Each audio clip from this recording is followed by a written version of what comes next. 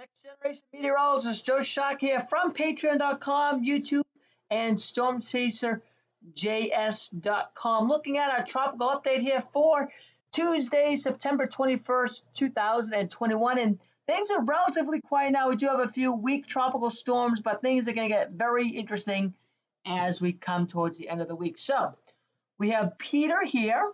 We have Rose here. Both of these are going to be relatively short-lived and not too strong. Mid-grade tropical storms. They will be, dying away as we near the end of the week. This is what was left of Odette, may be coming back down the road and becoming a northern Atlantic hybrid extratropical feature. But the main thing we're going to be talking about today is 98L, which is going to take the name Sam as we near the end of the week. And this is going to be a big problem.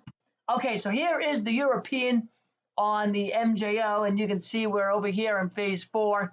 We'll be hanging around phase 4 and phase 5 as we begin the month of October, or just inside the null phase. So either one of those has impacts for the tropical cyclone activity. You can see what the JMA looks like there inside the null phase, but closer, to phase 4 and 5. So you can see actually some pretty good agreement there between the European and the JMA. But where it's exactly going to be, still to work out, but you get the idea of where it's going to end up being. Now, phase 4 and phase 5 of the Madden-Juliet oscillation shuts down the Caribbean, so I don't think Sam's going in there. You can see the enhancement all around Bermuda and just the east of Bermuda. That might be possible, but my more of interest is the East Coast. You can see how there's some neutral and some relatively positive anomalies showing up there along the East Coast. And we'll have to watch the steering for this in about 10 to 15 days because there's going to be a lot of ridging across southern Canada, and there might be some cutoff low over the eastern part of the United States. So we're going to have to see where Sam is relative to this whole larger scale pattern that is going to be setting up as we end the month of September, begin October. But you can see where the positive correlations are east of Bermuda and then the East Coast. So those are the two areas of interest. And then you can again see the Caribbean is shut down. So we'll see if it gets in there. And if it gets in there, maybe it weakens a little bit. We will see. But that's an interesting look if the MJO is correct as we begin the month of October. Ocean temperature anomalies. Certainly this won't be a limiting factor. Ocean temperatures are warmer than normal.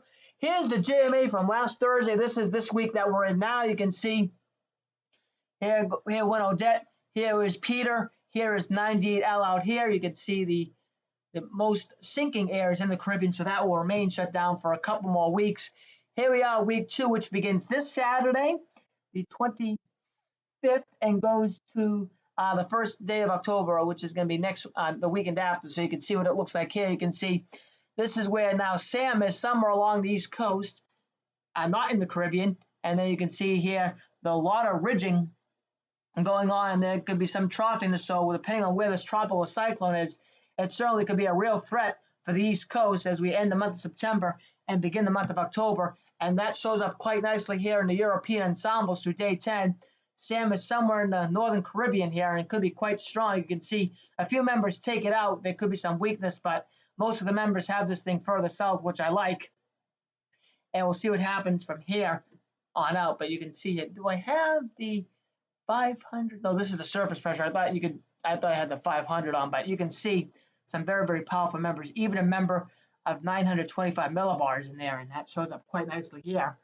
925, so that's a bona fide category 5 hurricane. And a lot of these members are major hurricane members in here. So this has got a very strong signal within the forecast guidance. Now here's the tropical cyclone probability. This is through day 5. Here's Peter. Here's Rose. Here's 98L by then. Here we are next Wednesday. This is going to be where Peter is over here. This is the tropical storm cyclone. And now we have hurricane probabilities for next week. You can see next Tuesday, Wednesday, already 20 to 30% hurricane probabilities.